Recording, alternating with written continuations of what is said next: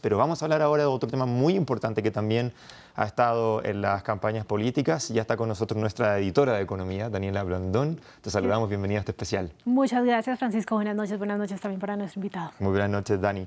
Hablemos de la economía entonces en general en estas elecciones. Claro, México es un peso pesado a nivel mundial, a nivel latinoamericano. Es la segunda economía de América Latina después de Brasil. También está entre las 15 economías más grandes del mundo, con una economía que, como decía nuestro invitado, ha sido relativamente estable durante las últimas 2 décadas, con las únicas 2 excepciones, por supuesto, que son la gran recesión, cuando la economía cayó, desde luego, y en pandemia, que tuvo un descenso de casi el 8%. Desde entonces se ha venido recuperando. Es una economía que crece alrededor del 3% anual, pero para este año se estima que va a haber una desaceleración. También es importante mencionar a México como un gran productor alimentario del mundo. Se estima que está entre los 15 mayores productores mundiales de alimentos. Entre ellos, desde luego, nuestra famosísima palta o aguacate es el mayor productor mundial de lejos, y un país turístico. En este último tema sí hay que decir que cuando llegó Andrés Manuel López Obrador tenía 96 millones de visitantes al año. Hoy en día están 75 millones de visitantes con cierre al 2023. Esto, por supuesto, se lo podemos atribuir a los efectos de la pandemia. Exactamente, claro. Es un efecto pandémico que además no solamente ha perjudicado a México, sino que también a todo el mundo, pero por supuesto debe tener que ver con políticas también extranjeras y de turismo del gobierno de AMLO. Y justamente este gobierno hace eco de que ha reducido la pobreza. Claro, y en efecto la pobreza, si hablamos como una cifra global, se ha reducido. Hoy en día hay 46,8 millones de pobres. Acá vemos cómo ha sido la tendencia, 46,8 millones de pobres en México. Si vemos, baja desde los 51,9 millones de pobres, casi 5 millones de personas salieron de la pobreza, pero aquí hay que hacer hincapié en las cifras de pobreza extrema, porque veníamos de un 8,7 millones de personas cuando llegó AMLO al poder, subió en la pandemia hasta 10,8 y viene en 9,1. Quiere decir que 400,000 personas más están en la pobreza extrema hoy que frente al momento en el que AMLO llega pues al poder, ¿no?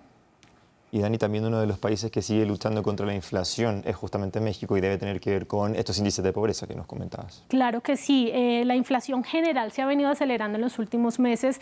Tocaron un punto altísimo durante la pandemia. Agosto de 2022 fue su punto más alto, pero ha venido desacelerándose y en los últimos meses sí ha mostrado una tendencia al alza. Están alrededor de 4,78% anual. Es una cifra relativamente alta si se compara, por ejemplo, con su vecino Estados Unidos, cuya inflación está más baja que eso, está más baja del 4%, pero también es una inflación baja si se compara con países como Colombia o como Chile o como Brasil, en donde todavía siguen luchando, o como Argentina, pues ni hablemos de Argentina, en donde están luchando todavía con estas tasas de inflación. Pero entonces es un número alto al final para México y una tendencia hacia el alza. Claro, y además el Banco Central de México espera que la inflación se ubique alrededor del 3% anual. Seguimos teniendo una brecha casi de 2 puntos frente a lo que espera el Banco Central, y es por eso que México también tiene una de las tasas más altas de interés en la región, alrededor del 11%. Clarísimo, entonces. Hablemos de uno de los temas más clave en este país y también que ha sido clave en estas elecciones, el mercado laboral. Claro, entonces tenemos un desempleo del 2,7% en este momento con corte a marzo de este año. Este fue marzo solo, pero si tomamos el primer trimestre es del 2,5%. Es un desempleo que está en niveles mínimos históricos. Acá vemos cómo también hay 2 picos, ¿no? En la gran recesión, cuando sube hasta el 6%, después en la pandemia cuando se dispara al 5,5%, pero sin embargo no llega a ser un desempleo tan alto como el que vivieron otros países, vuelvo y repito, de la región. Hoy en día, entonces, con este 2,7 nos ubicamos en un nivel bajo históricamente hablando. México tiene un desempleo en mínimos en este minuto que además Andrés Manuel López Obrador se atribuyó constantemente, pero tiene un flagelo histórico. Claro que sí. Entonces, si vemos de 130 millones de habitantes que tiene México, aquí vemos cómo está la torta, más o menos 60 millones de personas tienen empleo, están dentro de la fuerza laboral, tienen la edad y la condición para estar dentro de la fuerza laboral. 1,5 millones de personas están desempleadas, como lo veníamos diciendo. 4 millones se consideran subocupados. ¿Qué quiere decir subocupados? Que tienen un empleo, pero que a su vez están buscando otro empleo para poder llegar a fin de mes. Y como le decíamos, 1,5 millones están desempleados. Pero acá el verdadero problema es la informalidad, que afecta al 54,3% de la población. Este es un punto muy importante. No es un problema solamente de AMLO, esto es importante señalarlo, sino que es un problema estructural de México durante las últimas décadas, que la informalidad es altísima, como ocurre en otros países de América Latina, ¿no? ¿Y qué es lo que significa concretamente, para que también nuestra audiencia entienda, la informalidad respecto del empleo? Claro, entonces la informalidad son las personas que están en el mercado laboral, trabajan, pero lo hacen por su cuenta sin tener una prestación social. Entonces no están afiliados a los sistemas no están afiliados a los sistemas de seguridad social, no tienen salud, no tienen pensión, no tienen todos estos beneficios que tienen los trabajadores como vacaciones o primas de servicios.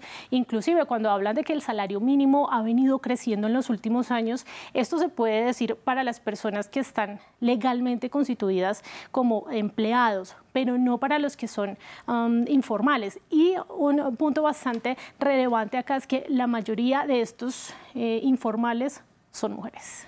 Interesante punto, digno de análisis también, que probablemente podemos analizar después las crónicas de economía. Claro que sí, y más adelante también vamos a analizar cómo la participación en el mercado laboral de las mujeres es muchísimo más baja que la de los hombres, y este es uno de los grandes retos que va a tener México si es que llegara a tener una presidenta mujer. Claramente. Hablemos de otro tema muy importante también, el peso mexicano, que va contra la corriente frente a la mayoría de las monedas del mundo. Claro, si uno ve el resto de monedas del mundo, el dólar está tomando una posición cada vez más fuerte, pero México es una de esas excepciones. El año pasado, en 2023, fue una de las monedas, si no la más valorizada del mundo. Se ha convertido entonces en la moneda de mayor apreciación también dentro de las divisas emergentes en los últimos años, esto según el Banco de México. Esta semana sí ha sido bastante volátil. Esto suele ocurrir cuando hay periodos previos a elecciones, en donde los inversionistas se ponen nerviosos, algunos sacan sus inversiones del país y esto mueve de alguna manera la moneda, pero sí es cierto que la de México es una moneda que se ha mantenido relativamente estable frente al dólar, y esto tiene ganadores y tiene perdedores, como siempre ocurre cuando hay depreciación o apreciación del peso, como lo vamos a ver en el siguiente informe de nuestros corresponsales. Híjole, hija, ahora ya me darán ya menos dinero, lo que mandan ya no rinde. No, pues ya no me alcanza ni lo que me mandan, no, pues ya ni modo. Al cobrar las remesas que le envió su hijo desde Estados Unidos, doña Nina no esconde su decepción. La apreciación del peso mexicano frente al dólar ha provocado que hoy ella y millones de familiares de migrantes reciban menos pesos por cada dólar cambiado. Antes lo que mandaban rendía mucho.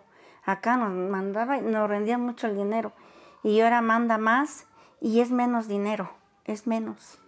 Sí. Otro sector fuertemente golpeado por lo que se conoce como el superpeso es el de los exportadores. Lo que en 2021 se exportaba con una tasa de 25 pesos por dólar, hoy se ve afectado por un cambio que ronda los 17 pesos por dólar. Yo creo que el tipo de cambio aquí en México no es un tipo de cambio sostenible. Estamos viendo que está afectando no nada más las exportaciones y el sector manufacturero del país, sino también al agroalimentario. Tenemos algo muy interesante que les Pero el fenómeno de la revalorización de la moneda mexicana tiene otra cara, el abaratamiento de las mercancías importadas.